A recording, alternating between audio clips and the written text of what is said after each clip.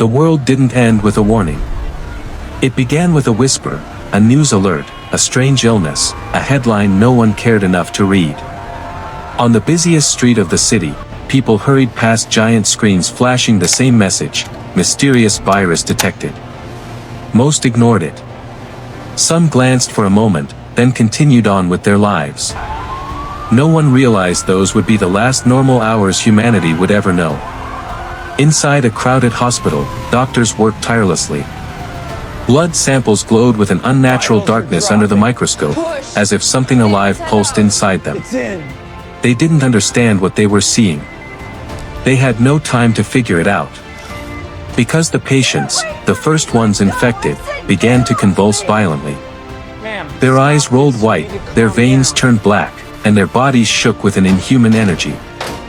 Then, silence. Followed by a scream that echoed through the entire building. The transformation was sudden. One patient broke free from restraints and launched himself at the nearest doctor.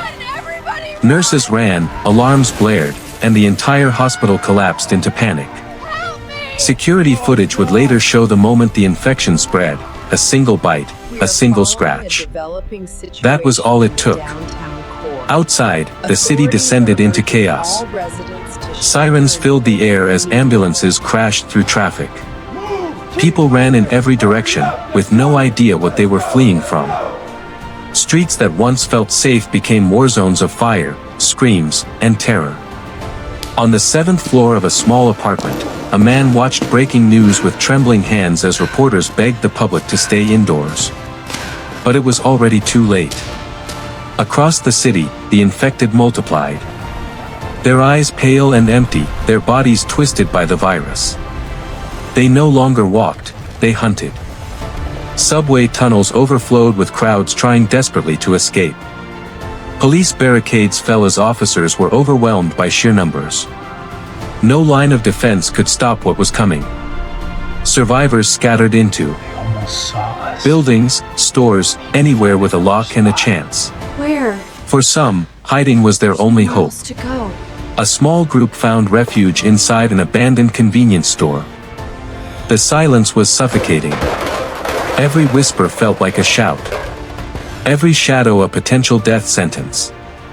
A child clutched a worn stuffed toy, the last memory of a world that no longer existed.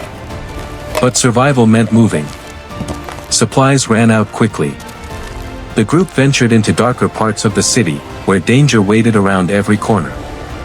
In one supermarket aisle, a lone zombie wandered between shattered shelves, dragging its broken leg behind it. The survivors tiptoed past it, praying their breaths weren't loud enough to draw attention. Eventually, they discovered something unexpected: an abandoned laboratory, its walls marked with warning symbols, its equipment smashed, its lights faintly flickering. A computer still ran, displaying data that made their hearts sink. The virus was mutating. Becoming stronger. Faster. In a blood-stained notebook, they found the horrifying truth: this wasn't an accident. The virus was engineered. Meant to spread. Meant to infect. And they were standing inside the place where it began. As they searched for answers, a sudden crash shook the lab. Zombies swarmed the hallways, clawing at the metal doors. The survivors held the barricade with everything they had, but the horde was relentless. Their only chance was the roof, a desperate climb toward a fading signal in the sky. Night had fallen over the burning city. A helicopter hovered above, scanning the ruins with a blinding spotlight. The survivors sprinted up the rooftop ladder as the infected closed in.